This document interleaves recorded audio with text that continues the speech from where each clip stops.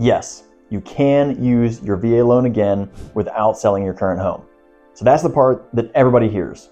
The part that they don't hear is how easy it is to do it wrong and then end up being stuck with 2 homes, tighter finances, and way fewer options than you were expecting. Because your VA entitlement is not an all or nothing thing.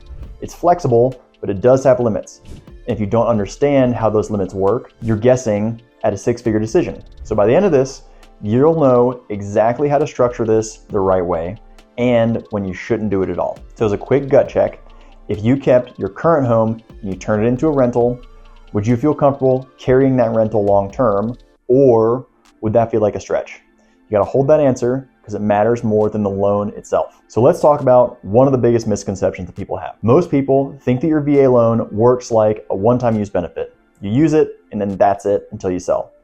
And to be honest with you, that's just not true. So what actually matters is how much of your entitlement is currently tied up in your existing loan. Because when you buy your next home, the VA isn't just asking, have you used your loan before? They're asking, how much entitlement do you still have available? So that is the whole game. So let's talk about what remaining entitlement really means. So let's make this really simple. When you used your VA loan the first time, a portion of your entitlement backed that loan. And if you still own that home, then that portion of your entitlement is still in use. So now you're working with whatever's left over. And depending on your situation, that can lead to 2 very different outcomes. So scenario number 1 is you have enough entitlement left over. So if you do have sufficient remaining entitlement, you can buy your next home using a VA loan again, and usually with no down payment. It's clean, it's simple, it's ideal, but this is where most people get overconfident. Because even if you can qualify from an entitlement standpoint, you still have to qualify from a debt standpoint. And that's where things start to tighten up a little bit. Scenario number 2 is if you don't have enough entitlement. And this is where it gets really interesting. If your remaining entitlement isn't enough to fully cover your next purchase, you can still use the VA loan, but now you're likely bringing a down payment to bridge the gap. And this is where expectations need to adjust. Because now the question becomes, does this make sense financially? Or are you just trying to force a strategy to avoid selling? So here's the part that nobody plans for. Your debt follows you even if the VA side works and your current mortgage is still there. So when you go to buy your next home, your lender is looking at both properties. That means your debt to income ratio goes up, your buying power probably goes down, your comfort level is probably going to change pretty quickly. And this is where people get surprised. They thought that the challenge was going to be the VA loan itself, but it's not, right? The challenge is the combined financial weight of holding 2 houses at the same time. So think about it. If you had to carry both mortgages for 3 to 6 months, would that feel manageable?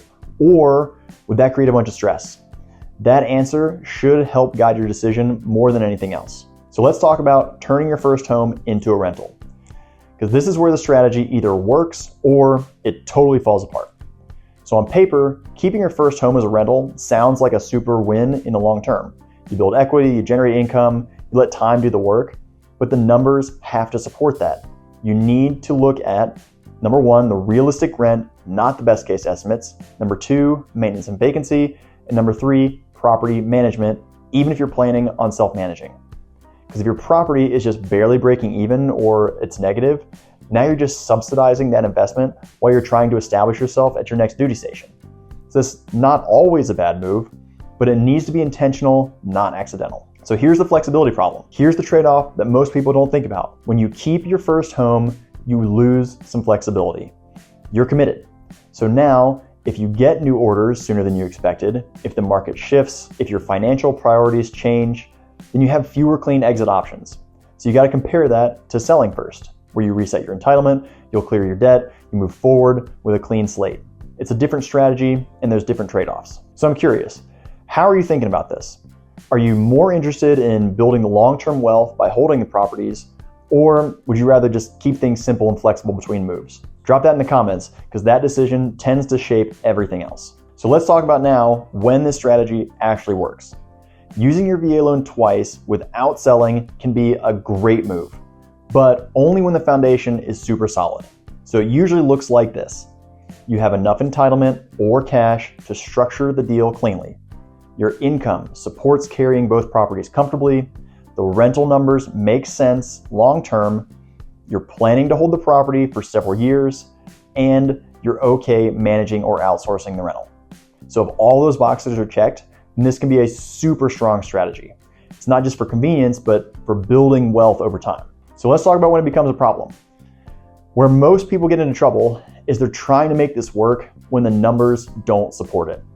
So here's what that usually looks like. You got a tight debt to income ratio, you got minimal or negative cash flow, and you have short-term holding plans and high uncertainty around future orders and when they're gonna hit.